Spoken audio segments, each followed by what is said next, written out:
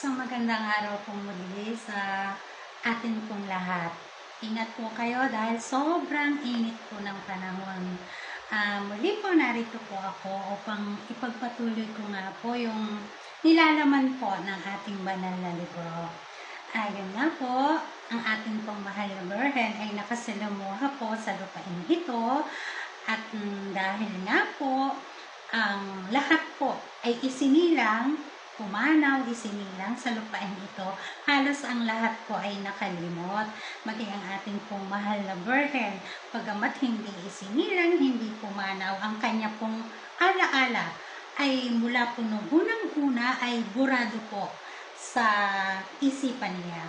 Ang ating pong mahal na Birhen ay nakisalamuha sa atin bilang isang ordinaryo pong nilalang.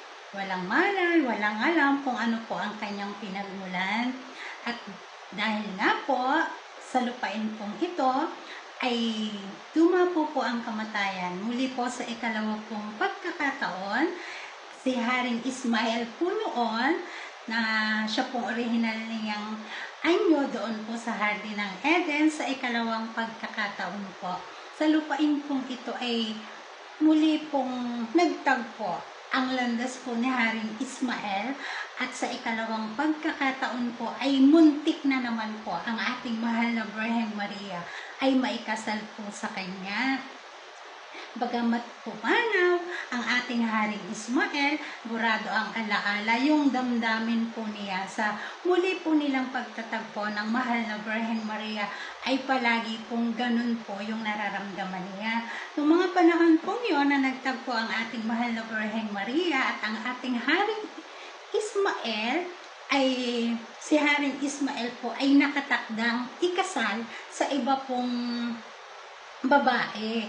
At dahil nga po wala naman pong relasyon ang ating mahal na Birhen Maria sa kanya, gano'n na lang po ang pagkagulat ng ating mahal na Birhen Maria ng ito pong si Haring Ismael, bagamat siya ay nakakompromiso na ikasal sa ibang babae, inalayan po niya at inalok po niya ng kasal ang ating mahal na Birhen. At dahil nga po nung malaman ng ating mahal na Birhen Maria na ito palang si Haring Ismael ay nakatakda namang ikasal na sa iba, mas pinili po ng ating mahal na Birhen Maria yung lumayo, tumakas po siya. At dahil nga po isang makapangyarihang lalaki, muli si Haring Ismael sa buhay niya, ang ating pong mahal na Birhen Maria ay ipinahanap po ni Haring Ismael. Muli po ay halos ipahalugkog po niya ang buong bayan upang matagpuan nga po ang ating mahal na Birhen.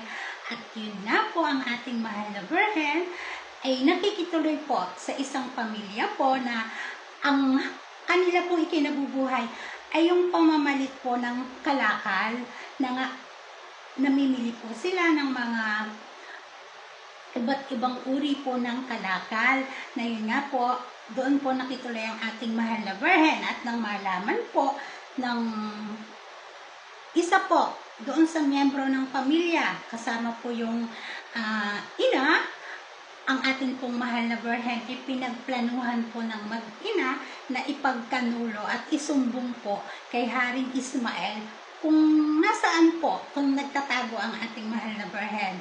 Na yan po ang naging dahilan, kaya po yung isa po sa mga anak ng babaeng natuluyan niya ay nagpasyang ang ating mahal na Birhen ay gisingin sa kalaliman po ng gabi upang nga po sabihin sa kanya na umalis na rin po siya nung gabi na yon dahil nga po ipagkakanulo po siya ng kanyang kapatid at ng kanyang ina.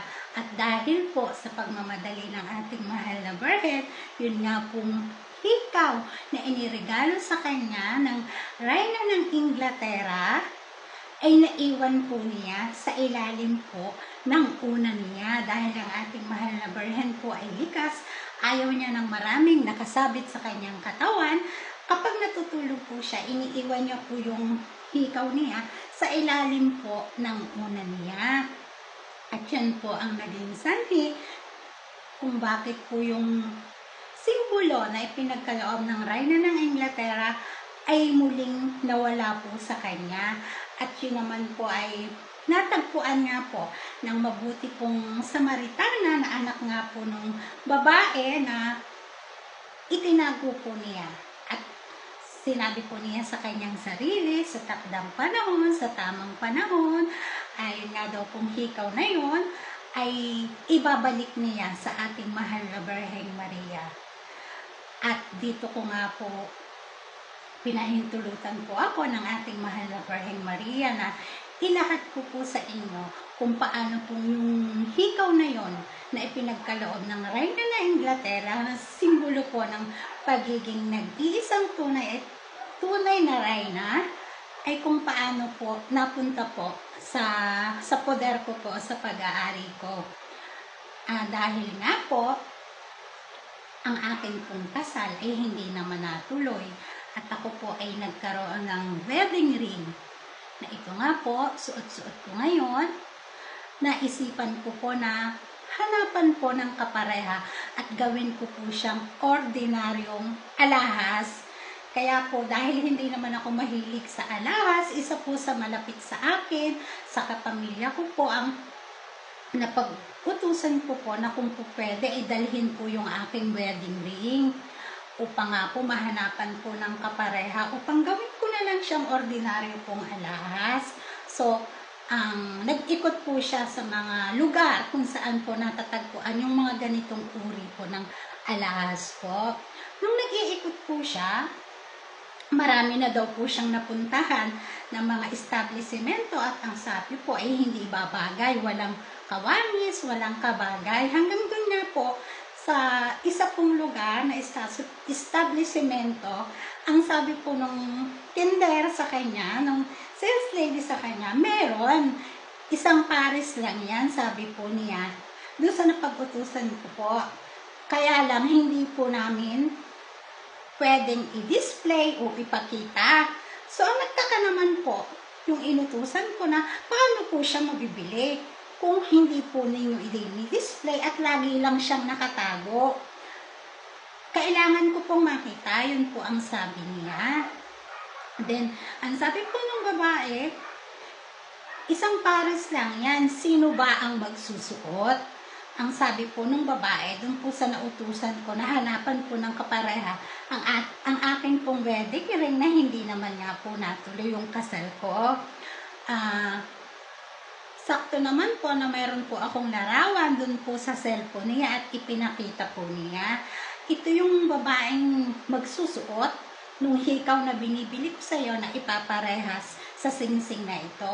So, nung makita po nung sales lady, nung tendera, dali-dali po ay kinuha po niya yung pares nga po ng hikaw na ito. At ang sabi nga po niya ay hindi nga daw po nila ito display, isang pares lang. At yun nga po, nung isend po sa akin, yung larawan ng hikaw, ay nagustuhan ko naman po. At yun po ang dahilan.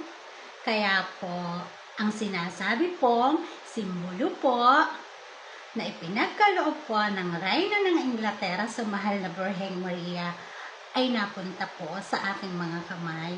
Ang kapahayagan po ay nagmula po sa ating banal na Espiritu Santo na halos hindi ko rin naman nga po mapaniwalaan. Talaga pong ganun talaga ang buhay, mahiwaga. Ayan po, pakita ko po. Ayan. Magkamukha, magkapares. Ayun lang po. Maraming pong salamat sa inyo at gusto ko nga lang pong i-share sa inyo at yun naman po ay pinahintulutan po ng ating banal na Espiritu Santo. Hanggang sa muli po, ako po ang inyong abang lingkod. Wala po akong ipinagkikilala na kahit na ano para po sa aking sarili. Maraming pong salamat at hanggang sa muli po. Hanggang sa muli. Bye! Ito po siya. Then ito po siya.